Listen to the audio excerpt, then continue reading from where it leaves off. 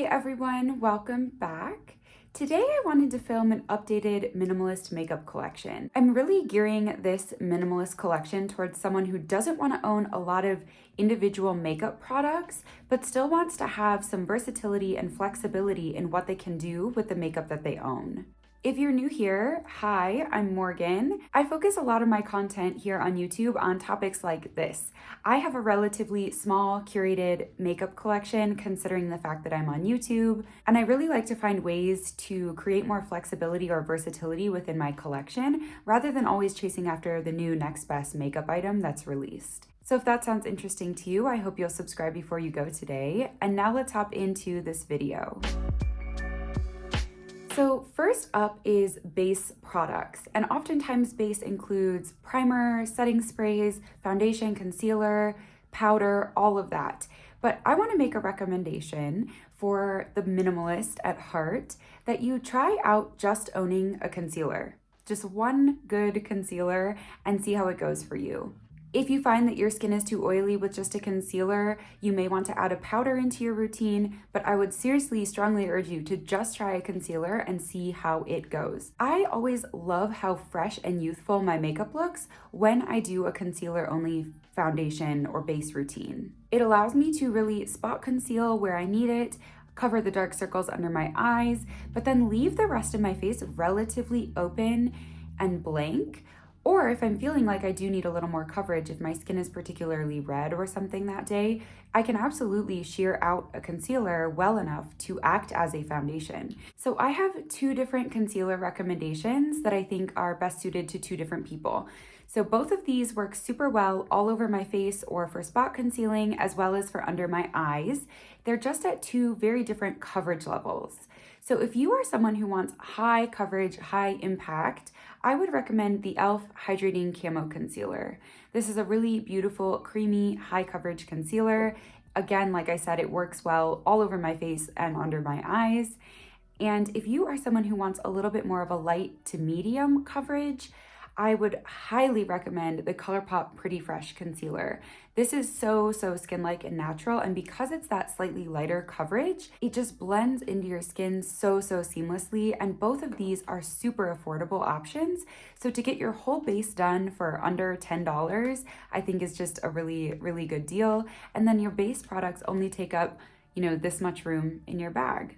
The next thing I'm going to talk about here is kind of optional. If you just really prefer to essentially even your skin tone and like throw on mascara for the day, then by all means do that. However, if you want a little more flexibility in your makeup collection, I think that a cheek palette can be one of the best ways to go to give you way more options in terms of color cosmetics. So when I say a cheek palette, I generally mean something that is going to have a bronzer, blush, and a highlight at a minimum for your skin tone. So I have three different recommendations here. They're at different price points and they serve different purposes. But if I were you, I would just pick one, and whichever one you think will best suit you will probably get you through a wide range of events or makeup occasions and give you some flexibility that you wouldn't have without cheek products.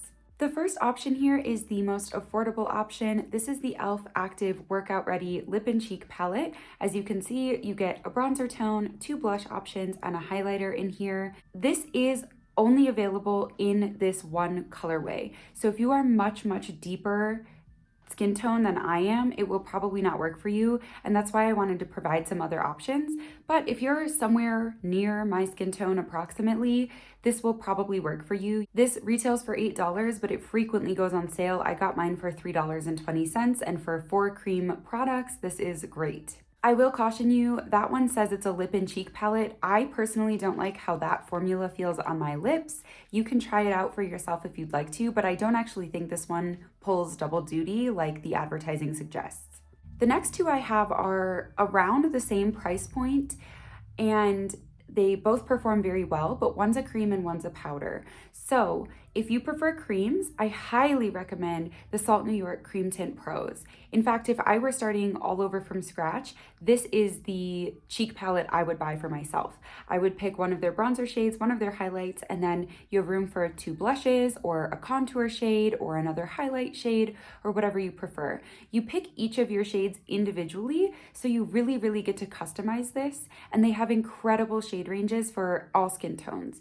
So I highly recommend Salt New York. I absolutely love their products. I do have a referral code with them that I'll put in the description box down below. It gets you 30% off of your order, and then in return, I would get 30% off of my next order. So if you're interested in trying them out, I highly recommend these products. The benefit of these from Salt New York is that I do think they double as a lip product. You can kind of do all of your cheeks and your lips with just this one little palette. So if having that really condensed option appeals to you, I think this is a great route to go. And then the third option I have here is for people who prefer powder cheek products. This is the Smashbox Cali Contour Palette, and you can see this really has a huge variety. So this would get you a lot of bang for your buck, in my opinion. It retails for around $40. There is this light medium shade, and there's also a medium deep. The medium deep is pretty hard to track down. I've tried to link it in my description boxes before, and it's really hard to find it in stock anywhere. So you might have to look around if you're not my skin tone, but if you are my skin tone, these tones and these shades work perfectly for me. You get a setting powder in here. So if you're one of those people like I was talking about in the concealer section where you realize you do want to powder your face as well, this gets you that powder. It gives you a contour, a bronzer, a shimmery bronzer, a highlight, and a blush. Another benefit of this palette is that, like the Salt New York can double as lips, this can double as eyeshadow. So I do think there's some value in having one of those two. I know the e.l.f. one is much more affordable, but I do think the Salt New York and the Smashbox get you a lot more versatility. So if you're someone who wants a truly minimalist makeup collection, having one of the two of those will cut out other needs for owning other makeup while still giving you a lot of variety. So I've been talking forever and going through all those options, but if you're keeping track at home, we're actually only at 2 products, that concealer and a face palette. This next category here is eyes, and it's going to be highly variable how many of these you want to purchase, just depending on your needs. So I'm going to go over 4 categories of eye products, and I'm going to make one recommendation for each of those categories of eye products, but you can of course pick and choose. So first up, I would recommend some sort of brow product. And if you're wanting to go super minimalist, my top recommendation is to just pick out a tinted brow gel. It will fill in the sparse areas of your brows, and it will lock everything in place so it lasts really well throughout the day. And if I had to give one suggestion for what to purchase for this, I would say the Essence Make Me Brow. This is incredibly affordable. It has good hold. They have a relatively good shade range, and I just think it's an outstanding product for like $4. The next category is mascara, and you may want to skip this if you have really naturally fluffy long eyelashes. You might not feel the need to have a mascara for a minimalist makeup collection, but if you're like me and you think that adding lashes or mascara to your lashes, I should say, adds just something extra special to your look, then I would highly recommend the Thrive Cosmetics Liquid Lash Extensions Mascara. This is a relatively new addition to my collection, but I have been wearing it non-stop. This mascara comes in brown and black, so it's great for those people who want the kind of lengthening, volumizing vibes of mascara, but without the harshness of the black. It's kind of hard to find really good brown mascaras, and I have this in their brown shade called Crystal, and I absolutely love it. It's still dark enough to add definition, but it looks a little more natural, a little more everyday wear, and I love it. Of course, if you want something more bold, go for the black shade. But the reason I would highly recommend this mascara in particular is because it's a tubing mascara. That means that it is, instead of being a pigment on your lashes, it's actually little tiny tubes that form around your eyelashes to lengthen them. To me, this is a huge benefit because it's not gonna smudge, it's not gonna smear, it's not gonna run off if I cry. The way that it comes off at the end of the night is to apply warm water and kind of rub your lashes between your fingers very gently, and all those little tubing pieces will come off. So it's just a really good all around. If you're gonna own one mascara, I think this would be the one that I would highly recommend. Next up is eyeshadow, which in my opinion is the thing that adds the most kind of versatility to a makeup collection. However, if you're wanting to stay really, really minimalist, I have a couple recommendations here of how to do that. Number one is if you picked that Smashbox Cali Contour Face Palette, you've got 6 eyeshadow shades in there, so play around with those and just see if that gives you enough of what you need to kind of get through. The Salt New York products are also marketed to work on the eyes. However, because they're a cream, they do crease and kind of smudge and fade relatively quickly. So personally, for me, they don't work great on my eyes. But if those features don't bother you and you maybe just need your makeup to last for short amounts of time, you could probably get away with just that Salt New York one as well. If you picked none of those palettes, those face palettes, or if you picked the e.l.f., which I don't think works well on the eyes at all, my top recommendation would actually be to go out and buy single pans of eyeshadow. I know that can feel intimidating to people who are kind of not super comfortable or familiar with picking out makeup, but I do think that going to a brand like Sydney Grace, for example, you can get pretty affordable single pans of eyeshadow, and you could pick out like 3 colors that really speak to you and just use those. Some drugstore brands still sell individual pans of eyeshadow as well. I haven't tried those in many, many, many years, so I'm not going to speak to the quality, but I will link Sydney Grace down below because they are one of my favorite single shadow brands for their affordability and their quality. And I think you could really, really, really pick out some gorgeous shades from them and end up with a perfect little custom like 3 or 4 pan eyeshadow palette. Now, if none of those options that I just mentioned sound feasible to you, like if you don't have a face palette that you like and you don't want to pick single shadows, I would recommend just going for the Colourpop Going Coconuts palette. Mine is broken, so ignore that. But this is a really good standard classic neutral eyeshadow palette that could just get you started on your way. It's pretty affordable. I will say the packaging is like pretty cheap. It's just plastic, but I think it serves its purpose well. You have a dark brown shade here that works super nicely as like an eyeliner if you want it to double that way. So I would recommend this palette if all else kind of doesn't sound right to you. And then the fourth category here that I personally consider completely optional, but I know is really important to some people, is eyeliner.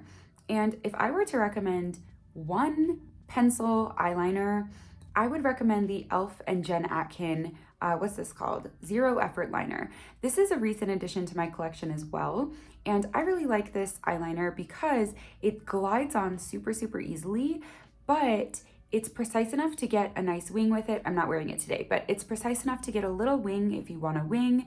It stays in my waterline pretty well. So I think it's just a really versatile eyeliner. You can smudge it well also, so you can kind of get a little bit more of a smoky look with this eyeliner. However, if this were me, I would probably not get an eyeliner just for starters. I just know my makeup preferences and I probably wouldn't use it enough to justify it.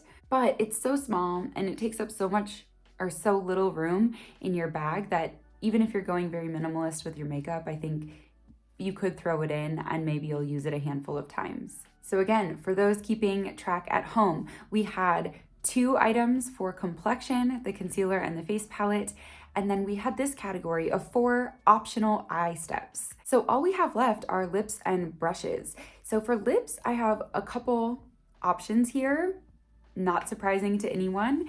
Option 1 is a lip liner and gloss combo. So I'd recommend picking out a lip gloss that you think flatters your particular lip shape, style, preferences, all of that. And then picking a gloss that's pretty much clear to layer on top. This gives you a little bit of versatility because you can wear the gloss alone for like a true no makeup day. You can wear the lip liner alone for a matte lip look. And you can wear them together for a little bit more of a glam vibe going on. If that versatility option number 1, sounds good to you, then the 2 products I would recommend are the Essence Stay 8 Hour Lip Liner. I love the shade Tea Time or Because Duh. I think both of those are super gorgeous, kind of like an amped up neutral, right? An amped up like rosy neutral. I think they're both very, very beautiful and they stay forever on your lips. And then to pair with it as the lip gloss side of things, I would pick the Kosas Sweat Lip Oil. And I'd pick this because it's a really beautiful gloss, but if you were to wear it alone, it has a really, really gorgeous kind of lip nourishing qualities. So it kind of doubles as like a really nice lip balm with some good high shine. So I love this combo so much, to have that option of gloss alone, a matte lip liner alone, or the combo to have a little bit more of an elevated vibe. If having 2 lip products seems like a burden to you, like too much, then I would recommend just going with a tinted lip balm or a tinted lip oil. I personally prefer a tinted lip oil because I like that little bit of shine. And if I were to pick a tinted lip oil, I would pick one of 2 things. The first option here that I would recommend is the Tower 28 Milky Lip Jellies. Again, this has really good nourishing lip properties, so it'll kind of hydrate and plump your lips at the same time that it offers a little bit of color and a lot of shine. And the other one that I cannot stop wearing lately is the Merit Beauty Tinted Lip Oil. I have the shade Marrakesh. Oh, and I should say I have the shade Cashew of Tower 28. I have the shade Marrakesh in the Merit, and this lip oil is so gorgeous. It has just the right amount of pigment, in my opinion, so that you can see it on your lips, but it's not bold and in your face and overpowering. So either one of these, I think, would be a gorgeous option if you are wanting just like a really quick one and done lip option. And all we have left are brushes. So I have 3 brushes sitting in front of me, and they all serve separate purposes, and depending on what you picked from the earlier categories, I don't think you need all of these. So my top recommendation, or my first recommendation I should say, is the Deluxe Crease Brush from Real Techniques. And although it says it's a crease brush, as if it's supposed to be for the eyes, this is too big for my eyes. So I've always used this as a concealer brush. This is perfect for concealer underneath of my eyes, and it's also perfect for spot concealing. So if that's all you want to do with your concealer is under eyes and or spot concealing, I would just buy this brush. It's a great place to start. If, however, you want to put concealer kind of all over your face as like an equivalent to a foundation, then I would recommend also picking up the e.l.f. Ultimate Blending Brush. This is a really great dense brush to help you spread that concealer but maintain the coverage, and it's big enough to use on your whole face. This brush also would be a great pick if you choose either of the cream cheek products. This one could really get whole complexion done with just this one brush if you needed to. If you did choose those cream cheek products, you could also use them with your fingers. Both formulas, the e.l.f. and the Salt New York, work well with your fingers, so you could do that as well if you don't mind using your hands. If you used the powder cheek products, I would recommend the Real Techniques blush brush. This is a really good brush, not just for blush, but also for bronzer. And you can use this like very pointed tip on it to apply your highlighter just to the very high points of your cheek as well. So this is kind of like a one and done everything brush. I also used to set my whole face with this brush with powder. So if you decide you need to add a powder to this routine, this would get truly your whole entire face of makeup done with one brush if you wanted. So I lied, I had 3 complexion brushes here, but then I remembered that I recommended some eyeshadows as well. So I would recommend one specific eyeshadow brush to get you started, and that is the ES2 from Profusion Cosmetics. It is large enough to buff and blend eyeshadow into your crease, but it's small enough to do some more like detailed outer corner work. So I think this is probably one of my most versatile eyeshadow brushes in my whole collection. So basically I have 4 brushes here, and whether you need all or any of them totally depends on what you've picked in all of the previous categories. So kind of go back and look at what you wrote down that you are interested in having in your collection, and then match up the brushes to your specific needs. So all in all, if you chose kind of the lowest end, the lowest number of each of these categories, you would have 7 items at the end of all of this. And if you chose the most, you would have 13.